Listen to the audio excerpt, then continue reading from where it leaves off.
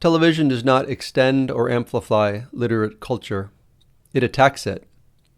If television is a continuation of anything, it is of a tradition begun by the telegraph and photograph in the mid-19th century, not by the printing press in the 15th. What is television? What kinds of conversations does it permit? What are the intellectual tendencies it encourages? What sort of culture does it produce? Chapter 6 of Neil Postman's Amusing Ourselves to Death, entitled The Age of Show Business, chronicles the ways in which, by the mid-1980s, when he wrote his book, American culture had been infiltrated by television. Postman's chief concern is that things that should be taken seriously, such as politics, religion, education, heart surgery, etc., were slowly being undermined by the spirit of entertainment. Postman does not have a problem with the fact that people use the television for entertainment.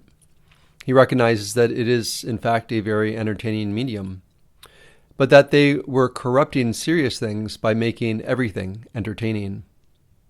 As I've mentioned before, it appears to be human nature to seek out the easy way, and in the case of entertainment, to always seek the dopamine hit that entertainment offers.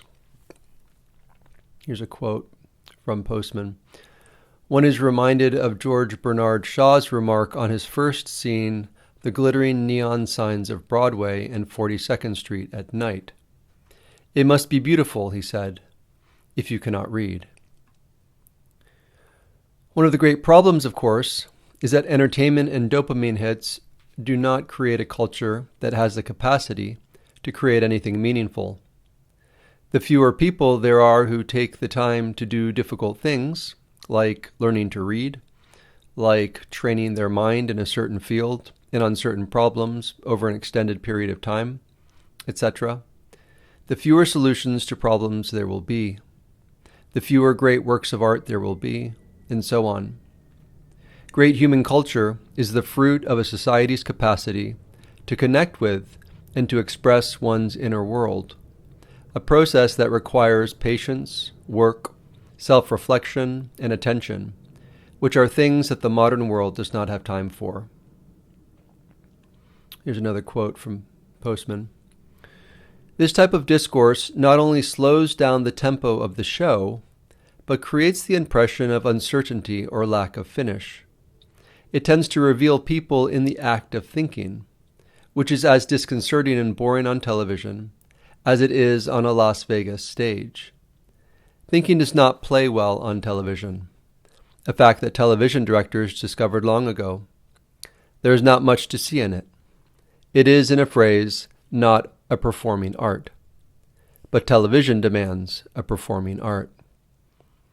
In his point with that, he was discussing the attempts that were made to have serious conversations on television.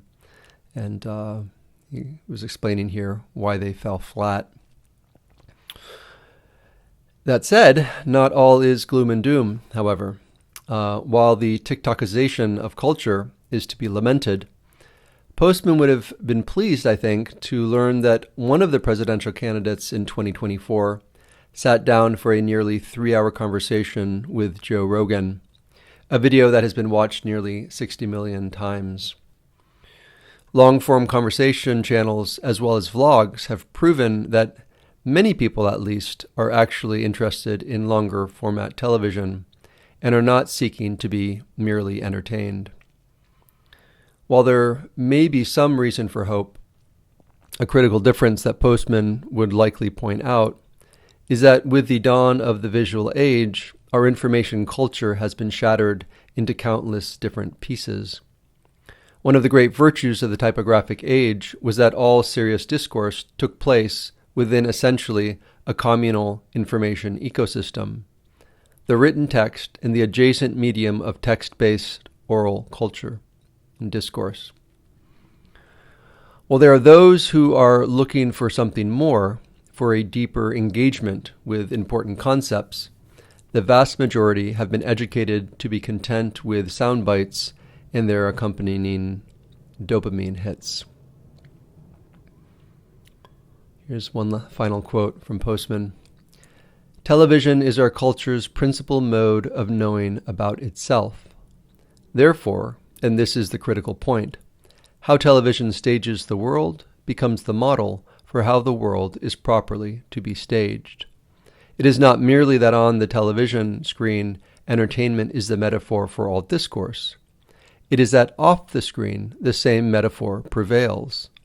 In courtrooms, classrooms, operating rooms, boardrooms, churches, and even airplanes, Americans no longer talk to each other. They entertain each other. They do not exchange ideas. They exchange images. They do not argue with propositions. They argue with good looks, celebrities, and commercials. For the message of television as metaphor is not only that all the world is a stage, but that the stage is located in Las Vegas, Nevada. So thanks for joining us again for this look at Chapter 6 of Neil Postman's Amusing Ourselves to Death. We will look at Chapter 7 next week. As always, please subscribe to this channel, share with a friend you might think might find it of interest, and download the How Did We Get Here reading list at the link below the video. Thanks again, and have a great weekend. Take care.